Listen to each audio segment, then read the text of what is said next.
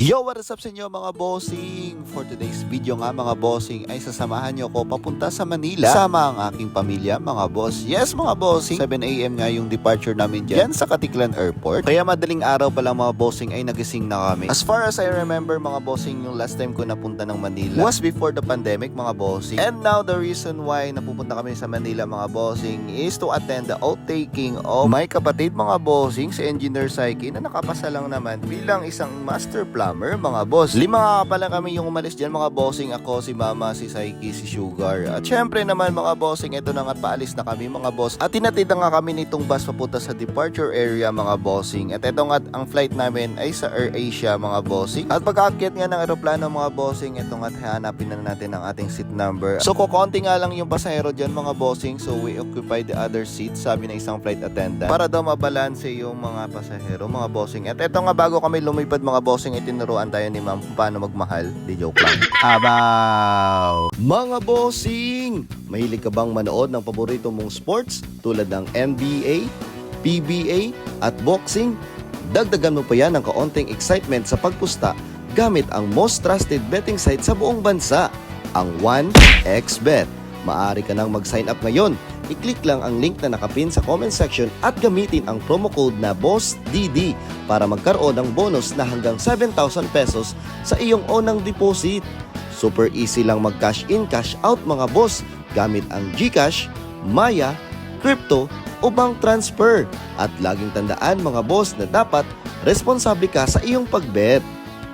And yun na nga mga bossing, no, very comfortable at napaka-smooth ng aming biyahe papuntang Manila mga bossing. Buti na nga lang mga bossing at maganda yung naging panahon. Kaya para ka lang nag-chill ride yan mga bossing. After an hour, eto nga't palapag na kami sa Manila mga bossing. So kanina nga habang papunta ay puro puno at bukid nga yung nakikita natin. Eto naman habang palapag tayo ay puro na building yung nakikita natin mga bossing. So pagkalapag mga bossing, eto nga syempre alangan naman hindi tayo bumaba mga boss. At hindi naman halatang pagod kami dyan mga bossing ano. So eto na nga mga bossing, palabas na kami ng airport, ng NAIA Airport mga bossing. Kasi agad kaming didiretso mga bossing para mag-check-in dun sa aming hotel na nabukan. Sa Hotel 101 mga bossing sa Pasay, so malapit lang naman. So nag-grab lang kami for another easy and smooth transaction mga bossing. Eh talaga namang chin-choose naming mag-grab mga bossing. At eto nga ako yung taga-book nila mga bossing. Kaya sinama nila ako mga bossing. Eh ito talaga yung pinaka-rule ko, yung taga-book ng grab nila. And since 5 kami dito mga bossing, syempre 6-seaters yung ating ibubook dyan mga bossing. At eto nga sa ilang sandali lang, eto na dumating ng aming driver mga bossing. At eto na, diretso na kami papunta sa Pasay mga bossing. At eto nga, hindi naman masyadong traffic kasi medyo maaga pa to mga boss. So eto na nga mga bossing, nandito na tayo sa Hotel 101 at syempre napaka-early pa niyan mga bossing. So yung check-in time pa namin dyan is 2 PM. At dahil nga marami kaming bit-bit mga bossing, eto nga, mag-check-in lang muna kami mga bossing tapos iiwan namin yung gamit namin sa lobby at mag-iikot-ikot muna kami dun sa may baklaran mga bossing habang hinihintay yung 2:00 para mag-check-in mga boss. Anyway, this is my second time mga bossing dito sa Hotel 101 kasi yung first time ko na nag-book dito was